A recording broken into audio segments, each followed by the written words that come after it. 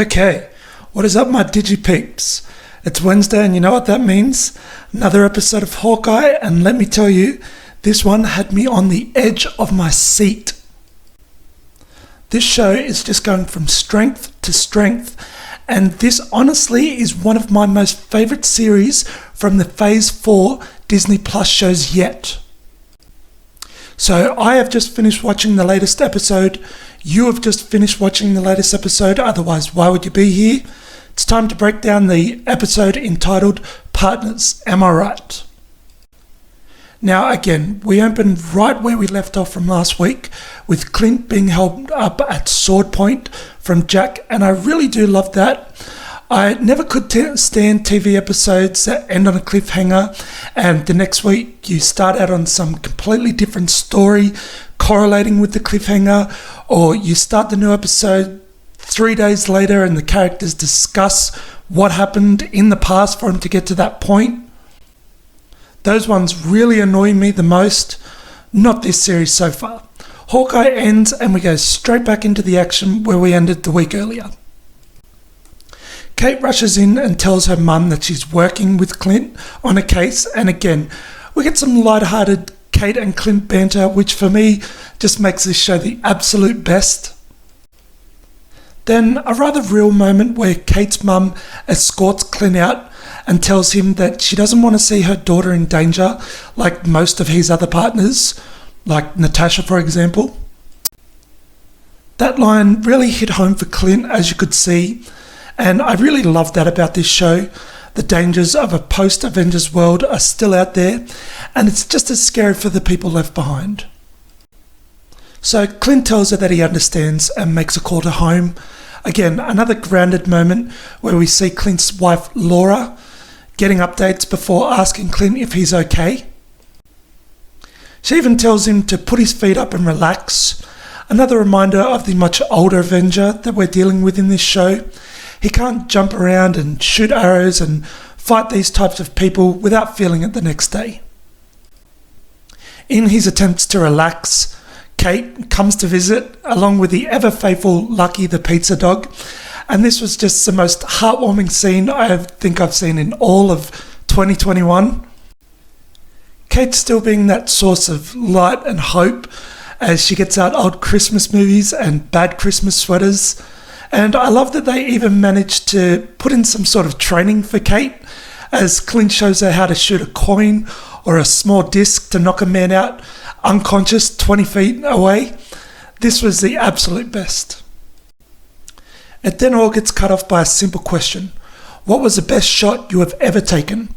Clint responds with the shot that he did not take, and we get pulled straight back into reality as the story of how Clint was sent to kill Natasha was brought up and how he ultimately lost her in the end.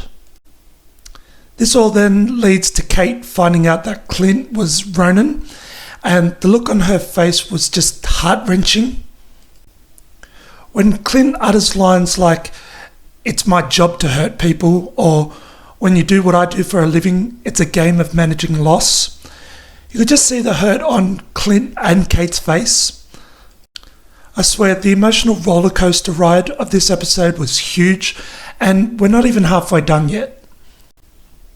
We then move into a new day and a new plan. Clint is going to have a talk to Maya's assistant, and Kate is going to speak to Clint's new LARPer friends to retrieve his trick arrows. And I swear, this just gets better every time we see it. The little nod here to Clint's comic book origins as he played dress-up and used his skills in the circus with a performing background. I love these little touches. Kate even convinces the LARPer Guild to make her and Clint a costume, which I really hope we're going to see on screen in the near future. So Clint manages to find Maya's assistant and is in the backseat of his car, and watching him go for each of his weapons that Clint has already found, just another great look into the seasoned vet. He already knows where someone like him would keep weapons in the car. You know, just little stuff like that to show us that Clint's been there and done it all before. And again, going from the LARPer community dressing up in the park to Clint having a deadly serious conversation with a killer, The ups and downs of this episode continue. Now, all the while, Clint is tracking down some more of the stolen Avengers goods, that being a Rolex watch, which he claims belongs to a friend of his.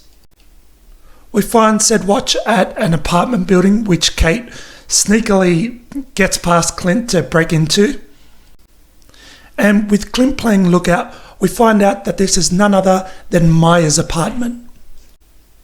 Before Kate can react to this, however, Clint is attacked by a masked assailant in black, someone who shoots red electric bolts out of gauntlets from her wrist, someone who attaches a zip line to Kate before tossing her off a roof, sort of like what we saw Natasha do in Avengers Endgame to save Clint.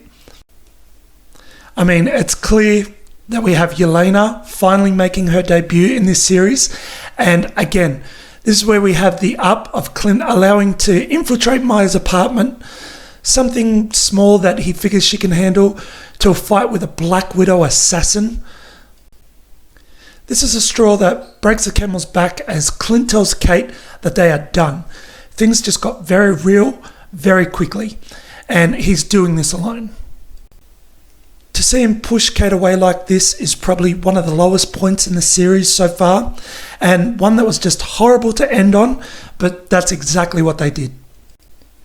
Honestly, an emotional episode, and one that I can easily call one of my favourites so far, until next week most likely. A lot of depth in this one, and Yelena making an appearance was just amazing, tying things into the Black Widow movie, and reminding us that Maya is not the only one out for Clint's head. I truly cannot wait until next week to see where Kate and Clint go from here.